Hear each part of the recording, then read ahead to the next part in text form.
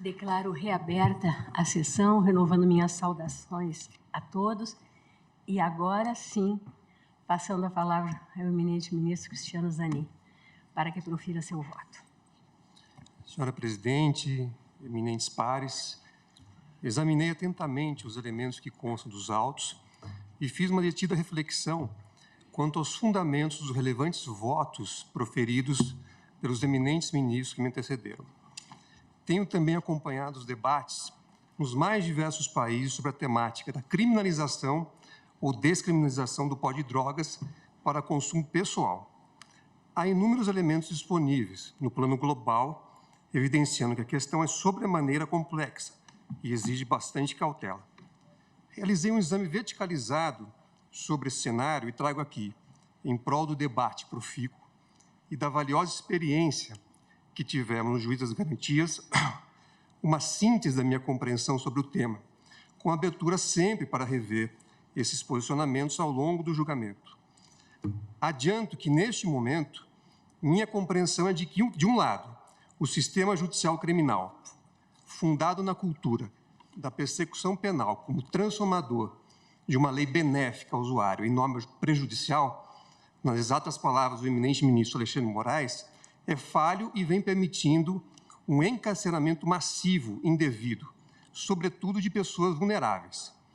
De outro lado, a declaração da inconstitucionalidade do artigo 28 da Lei 11.343, com máximo respeito, poderia até agravar o problema, ao retirar do mundo jurídico os únicos parâmetros normativos existentes para diferenciar o usuário do traficante.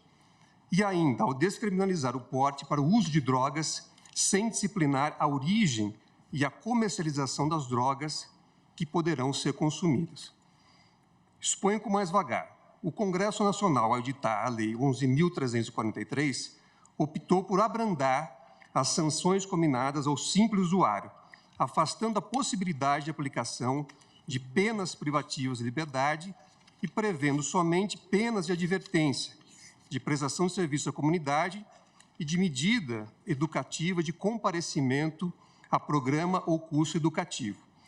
Pouco mais de um ano após a edição da referida lei, mais precisamente em 13 de dezembro de 2007, a primeira turma deste tribunal teve a oportunidade de manifestar sobre o tema em debate.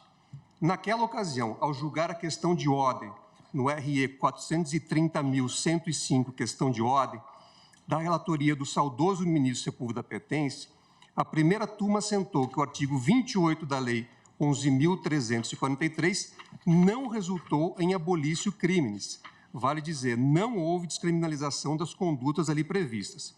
Concluiu-se naquele momento que teria havido uma despenalização da conduta descrita no dispositivo impugnado, entendida como uma exclusão para o tipo das penas privativas de liberdade.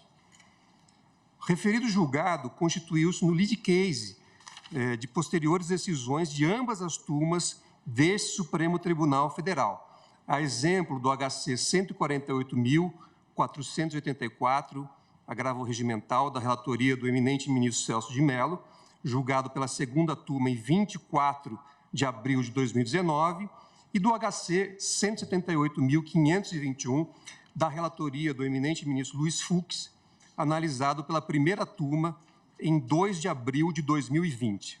Ou seja, desde então, a orientação jurisprudencial adotada por ambas as turmas deste Supremo Tribunal Federal é no sentido de que houve uma despenalização e não descriminalização da conduta descrita no dispositivo impugnado, entendida como uma exclusão das penas privativas de liberdade para o tipo.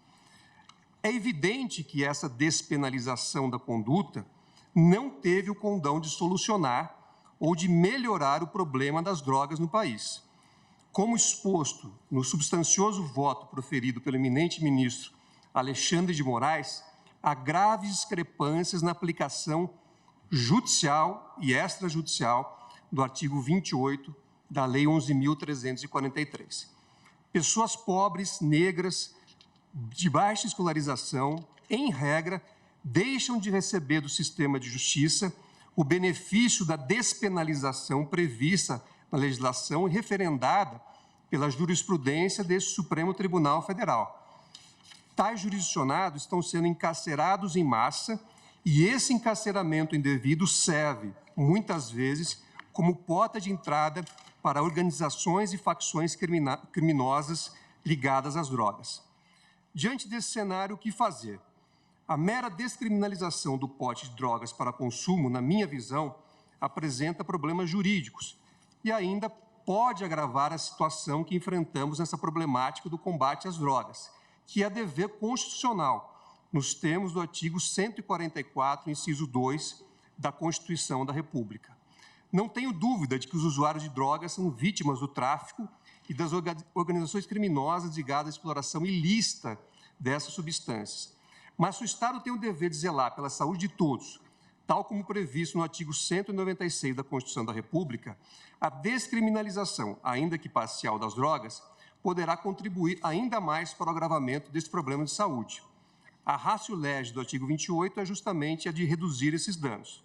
A lógica é que, com a descriminalização, aumente ainda mais afora o fato de que a aquisição de drogas junto a fornecedores ilegais, muitas vezes ligados a grupos ou facções criminosas, pode colocar em risco a própria vida do usuário. De outro lado, faço importante e necessário sobrelevar o disposto no artigo 3º, item 2, da Convenção contra o Tráfico Ilícito de Entorpecentes e Substâncias Psicotrópicas, internalizada no Brasil pelo Decreto 154, de 26 de junho de 1991, que estabelece que cada país adotará medidas necessárias para caracterizar como delito penal, de acordo com o seu direito interno, quando configurar a posse, aquisição ou cultivo intencionais de entorpecente ou de substâncias psicotrópicas para consumo pessoal. Embora esse compromisso internacional de manter a criminalização da posse de drogas para consumo pessoal não seja absoluto, pelos dados que dispõem, noto que os países que optaram pela descriminalização do uso de drogas editaram leis específicas para disciplinar conjuntamente a forma de aquisição de tais substâncias. Muitas delas, aliás, estão enfrentando um claro questionamento público. Como exemplo, cito o estado da Califórnia, nos Estados Unidos. Por outro lado, a clara necessidade de que precisamos evoluir com a nossa legislação sobre drogas, na minha compreensão, e pedindo vênia aos eminentes pares que já votaram, não permite, ao menos nesse momento, a declaração de inconstitucionalidade do artigo 28 da Lei 11.343. Até porque, como já expus no começo do meu voto, esse dispositivo é o único a conter parâmetros relativamente objetivos para diferenciar, na atualidade, a situação do usuário e do traficante. Diz o parágrafo 2º do artigo 28. Para determinar se a droga destinava seu consumo pessoal, o juiz atenderá à natureza e à quantidade da substância apreendida, ao local e às condições em que se desenvolveu a ação, às circunstâncias sociais e pessoais, bem como à conduta e aos antecedentes do agente. Assim, diante do exposto, respeitando os entendimentos em sentido contrário, nego o provimento ao recurso extraordinário. Em relação à fixação de uma tese jurídica neste recurso, proponho a seguinte redação. Primeiro, é constitucional o artigo 26 da Lei 11.343. Segundo, para além dos critérios estabelecidos no parágrafo 2º do artigo 28 da Lei 11.343, para diferenciar o usuário de maconha do traficante, o tribunal fixa como parâmetro adicional a quantia de 25 gramas ou 6 plantas fêmeas, tal como sugerido pelo eminente ministro Luiz Roberto Barroso, para configuração de usuário da substância, com a possibilidade de reclassificação para tráfico mediante fundamentação exauriente das autoridades envolvidas. Então, esse é o meu voto, senhora presidente. Agradeço ao ministro Cristiano Zanin, que nega provimento ao recurso extraordinário e propõe a tese que acabou de ser enunciada, E colho agora o voto do ministro André Mendonça. Ministro André Mendonça, Vossa Excelência está com a palavra para proferir o voto. Agradeço, senhora presidente, meus cumprimentos a Vossa Excelência, aos eminentes pares, a membro e subprocurador-geral da República, membro do Ministério Público Federal, advogados, advogadas, servidores e servidoras. Como já apontado nos votos, todos os votos proferidos, senhora presidente, a temática é bastante complexa e, como aberta também a divergência nesse momento pelo ministro Cristiano Zanin, considerando da minha parte a necessidade de maior detenção sobre o assunto, inclusive análises tanto sobre a perspectiva jurídica, quanto outros aspectos sociais considerados à luz dessa temática, como já havia também antecipado em um diálogo anterior com Vossa Excelência, eu manifesto aqui o meu pedido de vista dos autos para análise do caso. Obrigada, ministro André Mendonça. Questiono o ministro Nunes Marques se deseja antecipar o voto. Senhora presidente, ministra Rosa Weber, quem eu cumprimento também a ministra Lúcia, não está presente, meus pares, doutor Carlos Frederico, representando a Procuradoria-Geral da República, senhores advogados, servidores, meu quase boa noite a todos. Senhora presidente, eu vou aguardar o voto visto. Pois não. Ministro Fux, Vossa Excelência. Presidente, vou manter meu costume de aguardá-lo. Eu vou pedir vênia ao ministro André Mendonça, mas por uma razão óbvia, de conhecimento notório, eu não vou cansar Vossas Excelências com a leitura do meu voto, mas vou antecipá-lo sem prejuízo de, por óbvio, tenho certeza que o ministro André vai devolver ainda a tempo, né, de retomarmos o julgamento, se tiver condições, naturalmente, mas sem prejuízo de juntada de voto escrito, eu vou antecipar o meu voto. E o interessante é que eu estava a acompanhar o voto do eminente relator, né, entendendo que, embora o pedido esteja limitado à questão da maconha, a ratio decidendi seria a mesma e o tribunal logo iria ter de se debruçar sobre a temática das demais drogas. Sem dúvida, é um tema de enorme complexidade e o aspecto ele envolve interdisciplinar, inclusive, e daí a beleza do colegiado. Hoje o ministro Gilmar Mendes trouxe um voto reajustado, né, mais limitado às compreensões já externadas pelo ministro Luiz Edson Fachin, pelo ministro Luiz Roberto Barroso, pelo ministro Alexandre de Moraes, e eu me convenci, ouvindo Sua Excelência e depois, né, em conversa com os ministros, que nessa temática talvez seja mais adequado mesmo ficarmos num exame mais minimalista e restrito ao pedido, ou seja, à maconha. Eu tenho sempre me pautado nesses julgamentos por observar a jurisprudência da Corte, mas acho que aqui precisamos dar um passo à frente.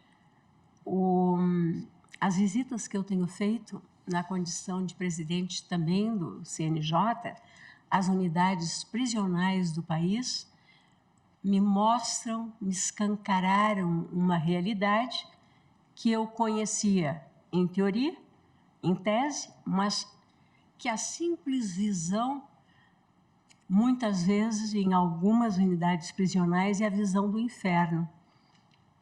Eu brinquei no Rio Grande do Norte, que há um local belíssimo, onde está a nossa base, inclusive, de lançamento de foguetes, que se chama Barreira do Inferno. E depois que eu fiz a visita a 2 unidades prisionais, eu voltei e comentei com o comandante da base que ali deveria ser a Barreira do Céu, porque a Barreira do Inferno eu tinha visto nas unidades prisionais. As nossas prisões estão cheias de meninos e meninas, né? Geralmente negros, pardos, e na imensa maioria, porque eu costumo conversar com eles, e só lá no Rio Grande do Norte é que não entrei nas celas. As celas não foram abertas porque realmente era uma situação delicada, com facções, enfim, mas conversei através da grade. A maior parte está lá em função do tráfico, né? E aqui também, quando eu estive na Colmeia e na Papuda, a quantidade e o que me chamou muita atenção, as mulheres, né?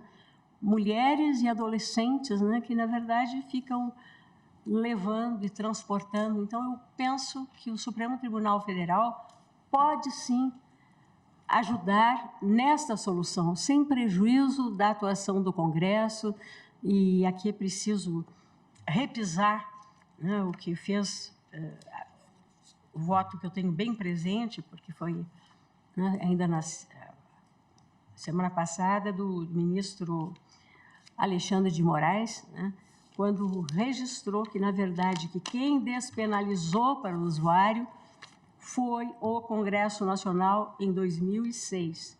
Na verdade, se mantém apenas a criminalização. Então, o Supremo daria um passo no sentido, agora sim, de descriminalizar quando se trata de uso próprio.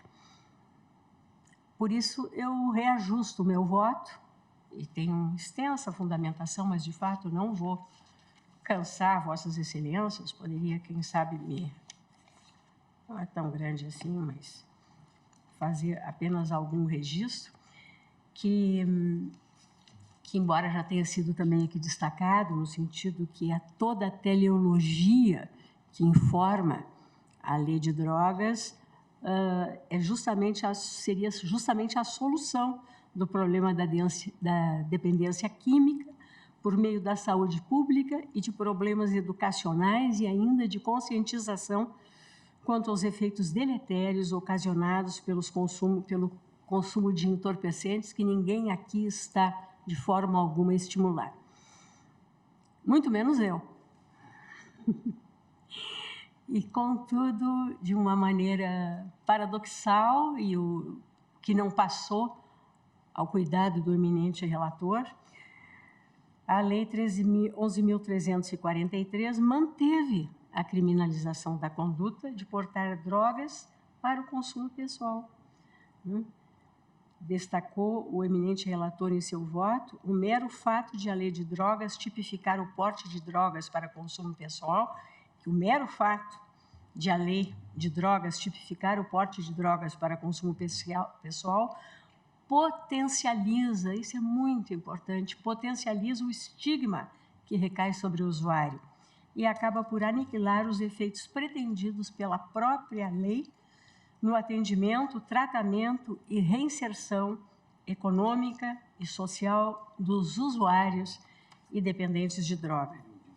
E essa incongruência normativa, alinhada à ausência de objetividade na distinção entre usuário e traficante, além de incrementar o estigma social sobre o usuário, fomenta a condenação de usuários como se traficantes fossem. Eu tenho aqui vários, eu vou discriminando, como temos um pouquinho de tempo ainda, né? Eu só vou destacar HC 176.000, a nossa jurisprudência, HC 176.422. O paciente havia sido condenado a pena de 5 anos e 10 meses de reclusão em regime inicial fechado, pela prática do crime previsto no artigo 33 caput, combinado como 46 da Lei de Drogas. O paciente, no momento da abordagem policial, portava apenas 6 gramas de maconha. Nessa Suprema Corte, o ministro Alexandre de Moraes concedeu a ordem monocraticamente, que posteriormente foi confirmada pela primeira turma, que eu integrava, para restabelecer a sentença de primeiro grau que havia condenado o paciente como incurso no artigo 28 da lei, que não havia condenado. Já no HC 203.688, o paciente havia sido condenado a pena de 5 anos e 6 meses também de reclusão, em regime inicial fechado, e no momento da diligência policial, em sua casa, mantinha em depósito 97,35 gramas, 97 gramas e 35 centigramas de maconha. E neste Supremo Tribunal Federal, após o não conhecimento do habeas pelo ministro Nunes Marques, a segunda turma deu provimento ao agravo regimental para restabelecer a sentença de primeiro grau. A distinção do contexto fático e quantidade de drogas apreendida nesses casos que eu referi demonstra a dificuldade do sistema criminal de identificar o usuário em contraposição com o traficante. O usuário acaba indistintamente enquadrado como traficante, ainda que aplicável a minorante do artigo 33, parágrafo 4º da lei. Todo esse cenário demonstra, no meu entendimento, não só a incongruência legal ao prescrever medidas a serem adotadas no âmbito do sistema de saúde e, ao mesmo tempo, criminalizar o porte de drogas para consumo pessoal, como também a reduzida eficácia normativa da distinção entre usuários e traficantes, em razão justamente da ausência de critérios objetivos que possibilitem a identificação efetiva dessa dessemelhança. É bem verdade, como destacado também pelo eminente relator em seu voto, que o artigo, e hoje também trazido à colação, que o artigo 28 da Lei 11.343 já foi objeto de apreciação, embora sob um enfoque diverso, pela primeira turma, quando sequer ainda eu estava aqui nesse tribunal. Foi um julgamento efetuado em 2007, sob a relatoria do ministro Sepúlveda Pertence. Na oportunidade, em discussão a natureza jurídica do porte de drogas para consumo pessoal, artigo 28 da lei, tendo em vista que o artigo 1º da Lei de Introdução do Código Penal, que estabelece configurar crime a infração penal cuja pena prescrita em lei seja no mínimo detenção. Naquela sentada, a primeira turma compreendeu que, a despeito da previsão contida no artigo 1º da Lei de Introdução ao Código de Processo Penal, o legislador optara por manter a criminalização da conduta de portar consigo entorpecentes para uso pessoal, apesar de tê-la despenalizado, entendida como exclusão para o tipo das penas privativas de liberdade. Quanto ao ponto, vale acentuar que a Lei de Introdução ao Código Penal, editada sob a égide da Constituição de 1937, polaca, conceitua como crime a infração penal a que a lei comina a pena de reclusão ou de detenção, quer isoladamente, quer alternativa ou cumulativamente com a pena de multa. Seguindo tais termos, o artigo 28 da Lei 11.343 não poderia ser considerado crime, pois a lei não prescreve a pena de reclusão ou detenção, mas tão somente advertência sobre os efeitos das drogas, prestação de serviços à comunidade, medida educativa de comparecimento a programa ou curso educativo e, em caso de recusa, admoestação verbal e multa.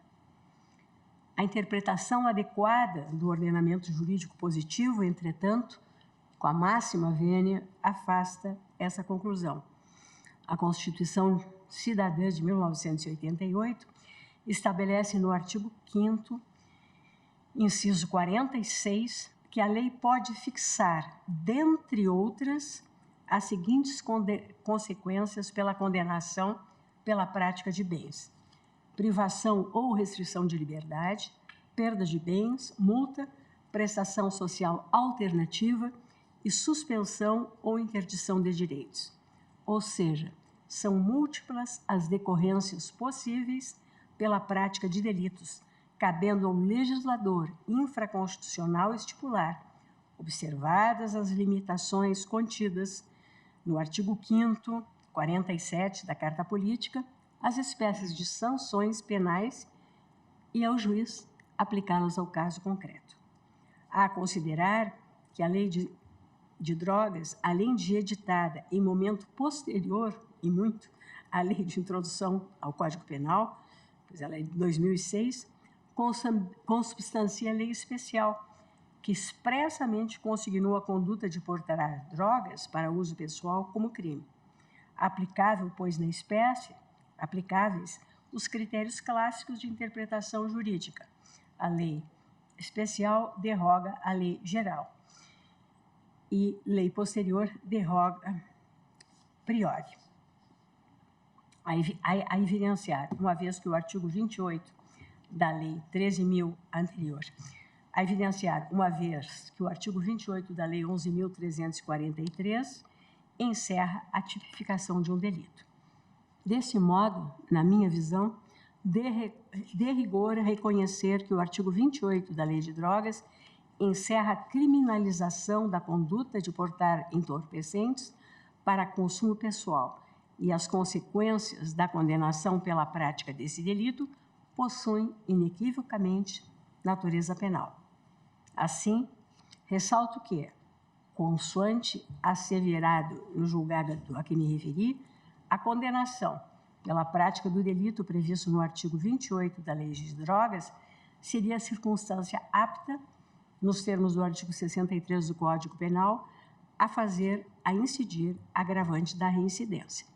Destaco, contudo, que o julgado em referência não tem encontrado no âmbito dessa Suprema Corte e do Superior Tribunal de Justiça ressonância unânime. A verdade é que os tribunais superiores, de modo geral, têm superado tal entendimento e, em consequência, atenuado os efeitos penais secundários oriundos da condenação por porte de drogas para uso pessoal. Exemplo dessa mitigação foi o quanto decidido pela 6ª Turma do Superior Tribunal de Justiça, em 2018, ao exame do recurso extraordinário 1.672.654, São Paulo, relatoria da ministra Maria Tereza de Assis Moura, 6ª Turma, como eu disse, 21 de agosto de 2018. Na ocasião, alterada a jurisprudência prevalecente, que até então seguiu um entendimento firmado no recurso extraordinário 430.105, para, à luz de interpretação sistemática do ordenamento jurídico e do princípio da proporcionalidade, considerar que a condenação anterior pela prática do crime de porte de drogas para consumo pessoal não poderia gerar o reconhecimento da agravante da reincidência. Posteriormente, a 5ª Turma acompanhou a mudança operada e a situação se consolidou no âmbito daquele tribunal. E aqui eu cito, isso ocorreu no HC 453.437, 5ª Turma, relatoria do ministro Reinaldo Soares da Fonseca. Julgamento em Diário de Justiça, de 15 de outubro de 2018. A 2ª Turma dessa Casa, após a consolidação da jurisprudência de ambas as turmas da 3ª Seção do Superior Tribunal de Justiça, passou a adotar compreensão consentânea com o referido abrandamento. Ao analisar o RHC 178.512, relatoria do ministro Edson Fachin, 2ª Turma, julgamento em 22 de março de 2022, por maioria, a compreensão de que, violado o princípio da proporcionalidade, manteve decisão monocrática do relator, por meio da qual concedida ordem de habeas corpus para determinar ao juízo de primeiro grau que se abstivesse de considerar a condenação anterior pela prática do delito previsto no artigo 28 da Lei 11.343, como circunstância apta ao reconhecimento da reincidência. Também eu, no âmbito do HC 148.353, endossando fundamentação idêntica, deferi medida liminar para suspender a execução da pena do paciente até posterior julgamento do mérito daquele writ constitucional. Haja vista que a condenação pela prática do crime de portar drogas para consumo pessoal não se mostra fator apto ao reconhecimento da reincidência, não há, na minha compreensão, falar igualmente em sua utilização para valorar negativamente a circunstância judicial dos maus antecedentes. De modo similar, a quinta turma do Superior Tribunal de Justiça, ao apreciar o recurso extraordinário 1.795.962, relator ministro Ribeiro Dantas, compreendeu, seguindo a ratio decidendi dos precedentes firmados por aquela Corte, que é mais razoável que o fato de o recorrente estar sendo processado pela prática do crime previsto no artigo 28 da Lei 11.343 seja analisado como causa facultativa de revogação do benefício da suspensão condicional do processo, cabendo ao magistrado proceder, nos termos do parágrafo 4º do artigo 89 da Lei 9.099, de 2006, ou extinguir a punibilidade do recorrente, a partir da análise do cumprimento das obrigações impostas. É possível concluir, portanto, que, embora topograficamente inscrito no título 3º, referente às atividades de prevenção do uso indevido, atenção e reinserção social de usuários e dependentes de drogas, e especificamente no capítulo 3º, atinente aos crimes e às penas, a jurisprudência dos tribunais superiores tem mitigado, em parte, atenta à teleologia que informa a lei de drogas e ao princípio da proporcionalidade, as consequências penais do artigo 28 em exame, afastando, de forma incisiva, efeitos secundários decorrentes da condenação pela sua prática. Esse é o atual contexto normativo jurisprudencial. O artigo 28 da Lei de Drogas consubstancia delito de perigo abstrato, que visa, segundo sustentado por parcela da doutrina e da jurisprudência, a tutela da saúde pública, ou seja, o legislador teria partido do pressuposto de que a conduta de portar drogas para o consumo pessoal, por si só, acarreta dano potencial à saúde pública. Com a devida vênia, compreendo que existe um equívoco bem claro nessa espécie de raciocínio. O porte de drogas para consumo pessoal não objetiva salvaguardar a saúde pública, mas sim tutelar a integridade pessoal do usuário. É que, consoante acentua Maria Lúcia Caram, existe uma incongruência lógica entre a destinação para uso pessoal e a ofensa à saúde pública, pois não há como negar que a expansividade do perigo e a destinação individual são antagônicas. A destinação pessoal não se compatibiliza com o perigo para interesses jurídicos alheios. São coisas conceitualmente antagônicas. Tem ter algo para difundir entre terceiros, sendo totalmente fora de lógica sustentar que a proteção à saúde pública envolve a punição da posse de drogas para uso pessoal.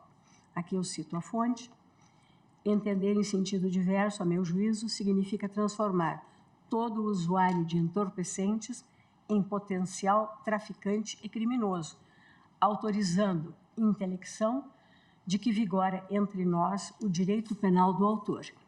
E nessa linha, eu cito aqui, vou me eximir da leitura, Eugênio Raul Zaffaroni. Em síntese, a mera conduta de trazer consigo entorpecentes para o consumo próprio, ao contrário do sustentado, não tem como bem jurídico tutelado com a devida vênia, a saúde pública, pois ela, a saúde pública, só estaria em risco potencial se partíssemos da premissa, a meu juízo não aceitável, de que todo usuário é um traficante em potencial e que cometerá delitos para a satisfação de seu uso. Essas considerações, a meu juízo, importam para o deslinde dessa controvérsia jurídico-constitucional. Então, agora posso resumir a questão a saber se é legítima a criminalização de conduta que não implica lesão a bens jurídicos de terceiros. E aí eu prossigo dizendo que a Constituição da República, ao dispor sobre a dignidade da pessoa humana, sobre o direito à privacidade, garantiu uma esfera exclusiva para o livre desenvolvimento da personalidade. O processo de conhecimento, formação e expansão da personalidade pressupõe necessariamente autonomia para, de acordo com a consciência individual e singular de cada um, realizar as escolhas fundamentais para o desenvolvimento da sua vida. Aqui eu estou me reportando ao magistério de José Afonso da Silva. É preciso reconhecer, portanto, que a autonomia privada, entendida como a capacidade das pessoas de se autodeterminarem, ou seja, a capacidade dos indivíduos de definirem as regras de regência da sua própria vida particular, consubstancia o núcleo essencial e inviolável do direito à liberdade. Autonomia privada é, pois, a aptidão para tomar decisões, escolher os caminhos e direções da própria vida, adotar concepções ideológicas, filosóficas ou religiosas, enfim, definir, sob os mais diversos ângulos, as características básicas e individuais de cada um, bem como o itinerário a ser seguido. Tudo segundo a consciência particular e única, em busca do que consideram viver bem, sem a possibilidade de interferência indevida por parte de terceiros, seja particular, seja o Estado. Aqui, em linha semelhante, o ministro Luiz Roberto Barroso, no âmbito doutrinário, destaca, e eu transcrevo o magistério de Sua Excelência, eu vou só ler um trechinho, a meu juízo, absolutamente pertinente. Desse modo, diz o ministro Barroso, ao contrário da autonomia moral, a autonomia pessoal, embora esteja na origem da liberdade, corresponde apenas ao seu núcleo essencial.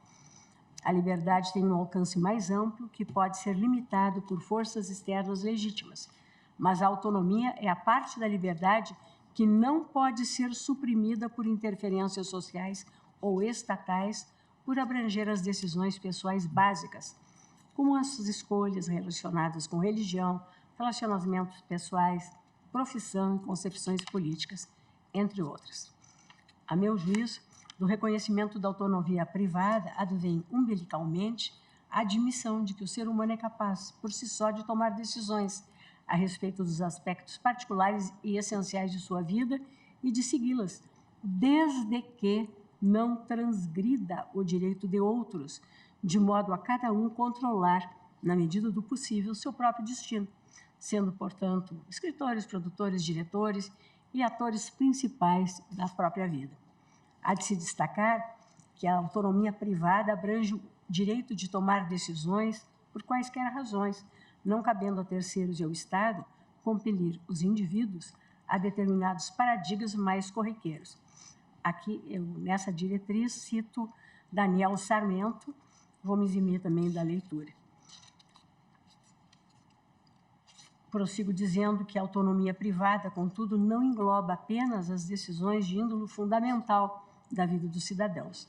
Ao revés, enquadra e protege os atos mais básicos e corriqueiros da vida, como, por exemplo, a escolha da vestimenta, o corte de cabelo, a profissão, o que comer e beber, time de futebol, o que assistir, o filme assistir, local de moradia. Mais uma vez, me socorro aqui do magistério doutrinário de Daniel Sarmento para ilustrar o ponto. E continuo dizendo que nessa ordem de ideias parece-me existir dúvida a respeito da existência de um círculo deliberativo exclusivo, dentro do qual o indivíduo toma suas decisões particulares sem a possibilidade de interferência de terceiros. É por essa razão que João Costa Neto assevera que, a princípio, não há uma proteção da dignidade humana contra si próprio, isto é, o Estado não tem o dever de impedir um sujeito de violar sua própria dignidade, se é que isso é possível. Assim, é possível afirmar que não existe uma tutela, acrescento eu, irrestrita contra si mesmo. No entanto, em conformidade com a dogmática dos direitos fundamentais e com a jurisprudência do Supremo, diversamente do que poderia parecer em um primeiro olhar, a autonomia privada encontra limites no ordenamento jurídico, sendo o princípio do dano, sem descurar de seus problemas intrínsecos, uma diretriz valiosa a ser utilizada como parâmetro. A delimitação do dano, nesse contexto, se revela importante. Não deve ser qualquer dano que legitimará a restrição à autonomia privada. Assim, a ideia de dano deve se vincular impreterivelmente à noção de desrespeito a direitos. Ocorre, no entanto, que a mera ocorrência de um dano nem sempre justificará a limitação à liberdade, sendo indispensável, em ocorrendo aparente colisão de direitos fundamentais, recorrer ao princípio da proporcionalidade para aferir a legitimidade da intervenção. E, desse modo, na linha dos votos do ministro Gilmar Mendes, Edson Fachin, Luiz Roberto Barroso e agora Alexandre de Moraes, entendo que, conquanto válida a política pública de prevenção ao uso indevido de drogas, a criminalização da conduta de portar drogas para consumo pessoal é desproporcional por atingir de forma veemente o núcleo fundamental da autonomia privada.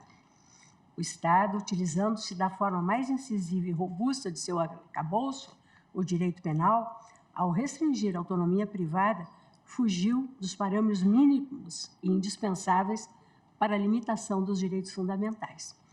Isso porque o consumo de drogas estritamente pessoal coloca em risco a saúde individual do usuário.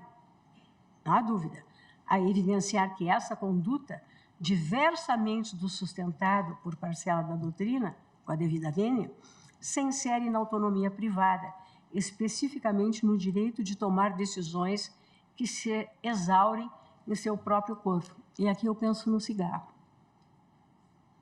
Disso não resulta que, por se exaurir no âmbito privado, o consumo de drogas não seja um problema público. Na realidade, legitimamente, toda a lei de drogas, reitero, bem demonstra que a dependência química e o uso de drogas são questões que se inserem no âmbito das políticas públicas de saúde e de reinserção social. Assim delimitada a questão como problema de saúde pública, com a devida vênia dos entendimentos em sentido contrário, tenho por desproporcional a utilização do aparato penal do Estado para a prevenção do consumo dos entorpecentes.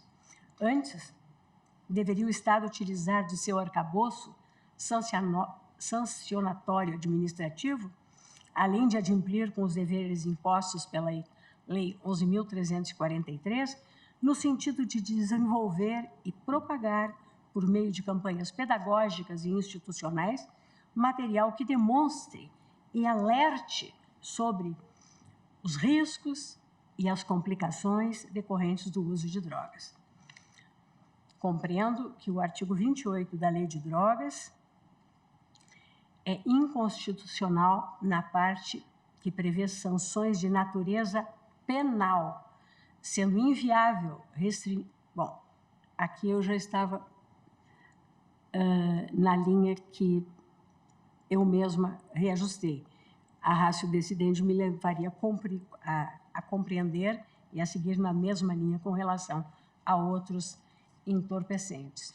A meu juízo, o voto do ministro Gilmar Mendes e na mesma linha do voto do ministro Edson Fachin, agora do ministro Luiz Roberto Barroso, do ministro Alexandre de Moraes, pedindo toda a vênia para o ministro Cristiano Zanin, é mais consentânea com a técnica jurídica e com a minha compreensão sobre o tema. Na verdade, eu estou aqui agora acompanhando o relator, dando provimento ao recurso extraordinário como fez Sua Excelência, e atribuindo interpretação conforme. É isso, né, ministro Gilmar? O voto registrado de Vossa Excelência. Eu não tenho aqui está a parte final. Ao artigo 28 da Lei 11.343, para excluir a incidência do tipo penal, a conduta do recorrente e enfim, absolvê-lo. Eu vejo que a conclusão do voto do ministro Gilmar, que eu estou acompanhando, também a questão que sobeja diz com os critérios objetivos, e eu também estou fazendo a adequação nessa tentativa de composição das compreensões, ficaria nos 60 gramas propostos pelo ministro Alexandre na linha do voto reajustado, e como também o próprio ministro Luiz Roberto já disse que não teria qualquer, embora também se definirem pelos 100 gramas, não tenha nenhuma dificuldade. Por hora, a minha posição é 100 gramas, presidente, mas depois no debate veremos o que corresponde à maioria, se ela se formar. Certo. Pois não, ministro Alexandre? Presidente, só um esclarecimento. Pelo que eu entendi da posição do ministro Cristiano Zanin, nós podemos separar em 2 pontos. O primeiro ponto seria a questão da descriminalização, que as medidas se tornariam administrativas. O eminente ministro Cristiano Zanin mantém as medidas como penais, apesar de não existir a possibilidade de pena privativa de liberdade. Mas, no segundo ponto, o eminente ministro Cristiano Zanin acompanha a todos a necessidade de fixação, independentemente do peso, mas a necessidade de fixação de um critério objetivo baseado no peso, nesses casos, para usuário e traficante. Acho que Exato. é isso que eu entendi. Para além dos requisitos, dos parâmetros do parágrafo 2º do artigo 28, também fixar uma quantidade que possa diferenciar, em princípio, o usuário do traficante. Porque foi exatamente também, no meu voto, eu mantenho aqueles critérios da lei, balança, o local, e fixar. Porque eu acho isso importante, porque na questão da diferenciação entre usuário e traficante, acho que todos estamos de acordo. Estamos de acordo. Certo. A tese do... Não, nessa segunda questão. Exato. Não, é que a primeira é básica, né? Vamos descriminalizar ou não? O eminente ministro Sim, por isso que eu disse. Zanin não descriminaliza. Ele não descriminaliza, mas ele separa o usuário do traficante, exatamente. No segundo momento, a tese, inclusive, é de uma clareza. Exatamente. Isso, eu sigo essa linha de acrescentar esse critério, para além daqueles que já estão no parágrafo 2º do artigo 28, a quantidade de drogas para separar o usuário do traficante. Que se contém na tese. Isso, e aí estou aberto, inclusive, a repensar e ajustar essa quantidade. Eu acho que pode haver, ministro Zanin, para pensarmos juntos, talvez uma distinção importante em tratar como crime ou como sanção administrativa para fins de primariedade ou não. De modo que, se prevalecer a posição de Vossa Excelência, o usuário deixa de ser primário. E isso pode ter consequências penais relevantes. Há uma outra questão, eu não quero aqui prolongar, mas que, obviamente, o eminente ministro Cristiano Zanin, criminalista, sabe, é que a lei não foi muito técnica, porque quando a gente aprende a diferença, por exemplo, de contravenção e crime, contravenção é porque a pena é prisão simples ou multa, e crime, a pena é de detenção ou reclusão. Não existe crime se a pena não for de detenção ou reclusão. Quando o legislador trouxe e manteve como crime, mas sem pena de reclusão, sem pena de detenção e sem pena de prisão simples, na estrutura do direito penal, não é um crime propriamente.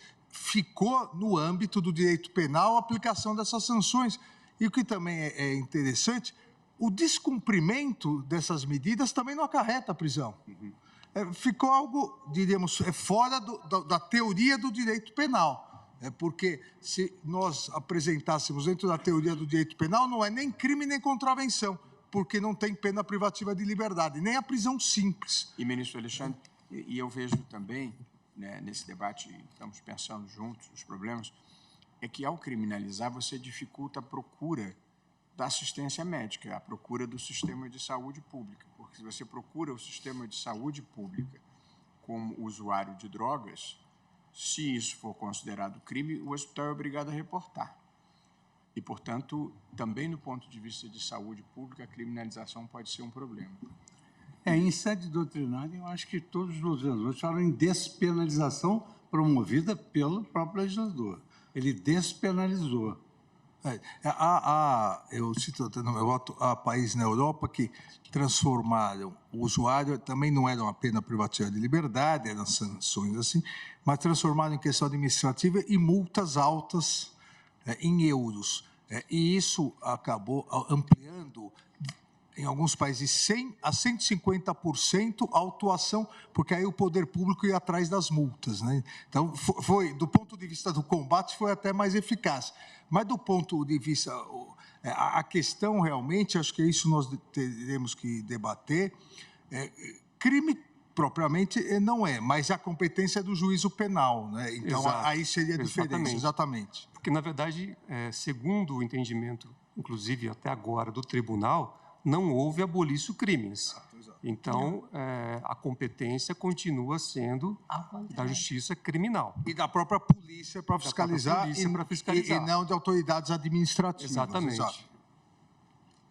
Bem, mas eu também queria, presidente, primeiro cumprimentá-la pelo voto e pela importância da discussão que nos propiciou também neste caso, com a sua retomada de julgamento, prioridade na pauta, mas chamar a atenção para um ponto que nós já discutimos, que é essa diferença que se coloca, e isso já talvez desde 2006, desde a aplicação da lei, vou chamar a atenção, ministro Alexandre, entre o programa normativo e, vamos chamar grotescamente, o âmbito normativo ou essa realidade. A leitura que se faz, e aí, inclusive, para a gente usar também expressões fortes, que traduzem exatamente a experiência que Vossa Excelência acaba de viver, né, nos vários presídios, essa criação desse sistema de um apartheid, porque o preto pobre, jovem, ele, na verdade, se estiver com... E nós temos vários casos que chegam na turma, nós discutimos isso com frequência. Alguém vai dizer, não, é algo litero-poético recreativo. Não, o sujeito que está preso provisoriamente por porte de 2 gramas, seja de cocaína, seja de maconha. Isso é um dado da nossa realidade. Né? Ministro Fachin, ministro Cássio, ministro André, nós vivenciamos isso, e Vossa Excelência deu aí os exemplos também já da execução penal, né? em muitos casos. Portanto, há essa decalagem, esse fosso entre o programa normativo, que teve esse viés, e a realidade.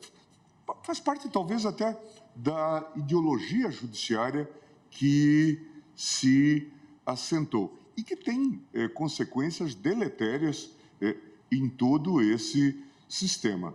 Nós já sabemos, já foi falado aqui, a marca que significa, já do ponto de vista penal, dizer, não, essa pessoa não é doente, ela é um traficante ou um usuário de droga, um utente de droga. Ele já passa a entrar no catálogo de criminosos, para todos os efeitos. Isso tem uma imensa consequência entre tratar o tema como um tema de saúde pública que merece o tratamento e tratar o tema como um tema criminal. Então, esse ponto que Vossa Excelência agora ressaltou é fundamental. É preciso que a gente tenha plena consciência disso. E aí o outro passo, que muitas vezes se cumula, que se se trata de determinadas pessoas, ou mesmo na descrição da lei, está em determinado local,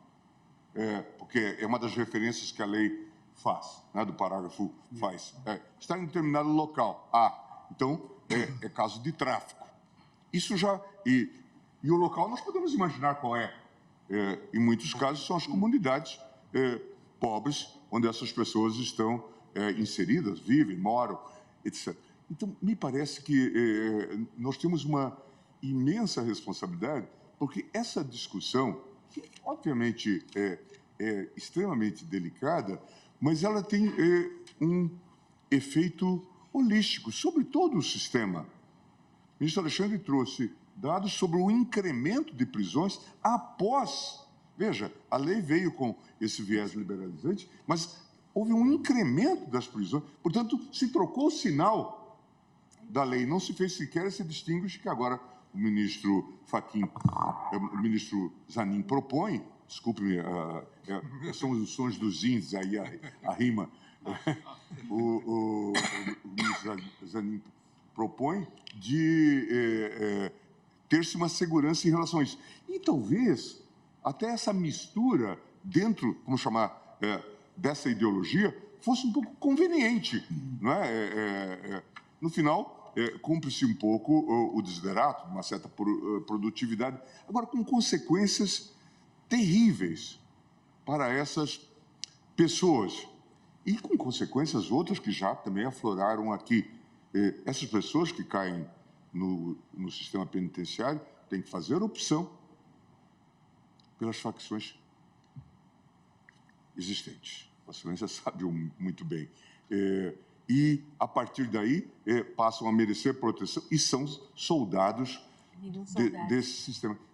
Nós temos que refletir um pouco sobre tudo isto nesse contexto em que estamos decidindo, porque isso tem consequências enormes para todo o sistema.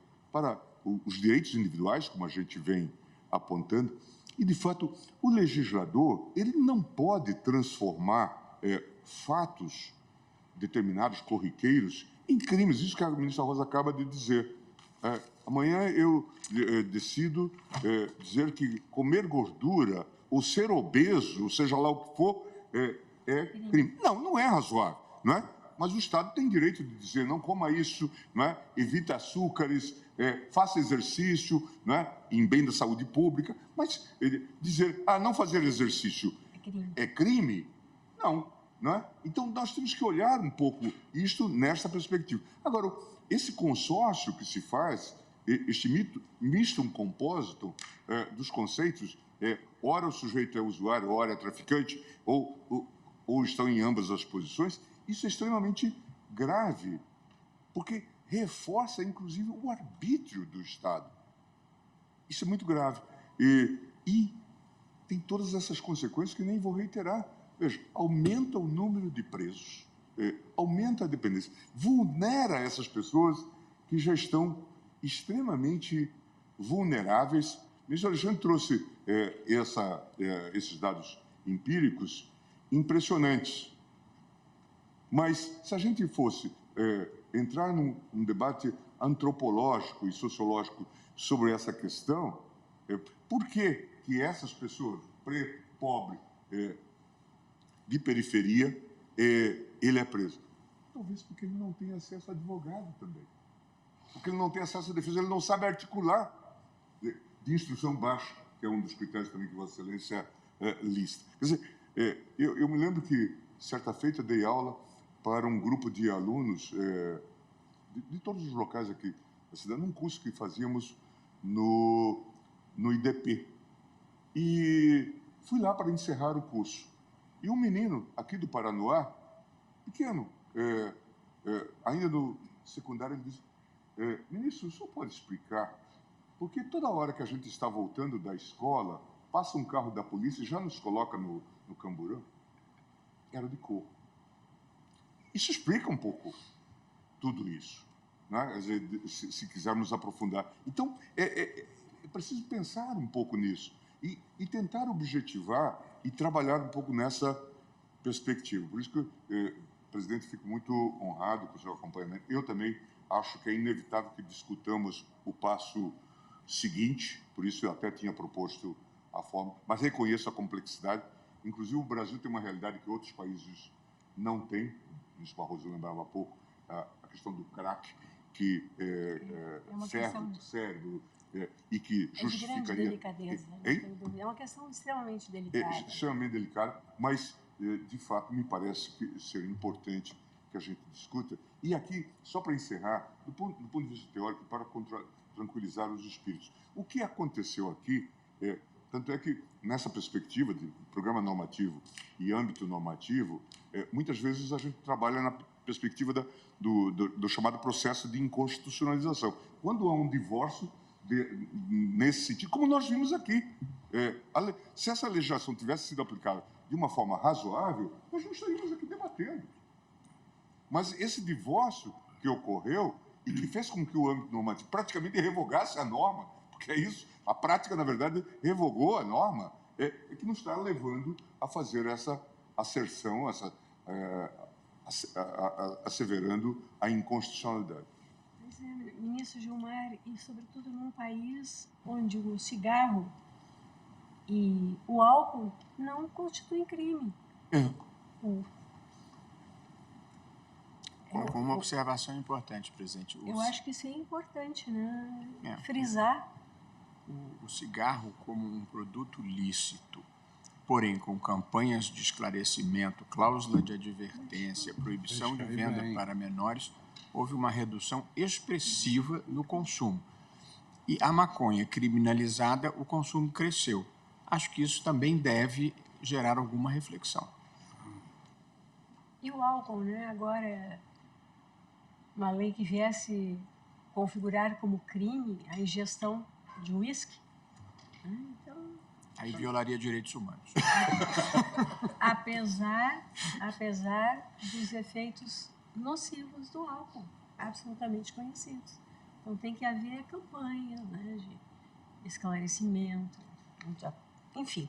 Ministro Gilmar, eu vou lançar o resultado provisório, mas no que temos aqui de Vossa Excelência, estava, quanto aos critérios objetivos, acompanhando o voto do ministro Luiz Roberto, mas o ministro Luiz Roberto passou de 25 para 100.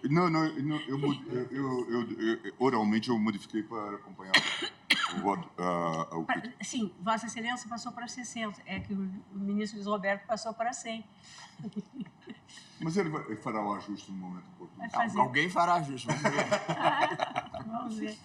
Eu vou lançar, então, que após o voto do eminente relator, reajustado no sentido de restringir a declaração de inconstitucionalidade a apreensões relativas à substância entorpecente tratada nos autos do presente recurso, que é a cannabis sativa, bem como para incorporar os parâmetros objetivos sugeridos pelo ministro Alexandre de Moraes, passa a ser assim, né? Presumindo como usuário o indivíduo que estiver em posse de até 60 gramas de maconha e 6 plantas fêmeas também, sem prejuízo da relativização dessa presunção por decisão fundamentada do delegado de polícia, fundada em elementos objetivos que sinalizem o intuito de mercancia, e do voto do eminente ministro Cristiano Zanin, no sentido da negativa de provimento ao recurso extraordinário, e eu peço que registre a tese que o ministro Zanin já nos facultou, e do voto antecipado, e do voto antecipado da presidente acompanhando o eminente relator. Foi suspenso o julgamento por pedido de vista do eminente ministro André Mendonça. Aguardam os demais.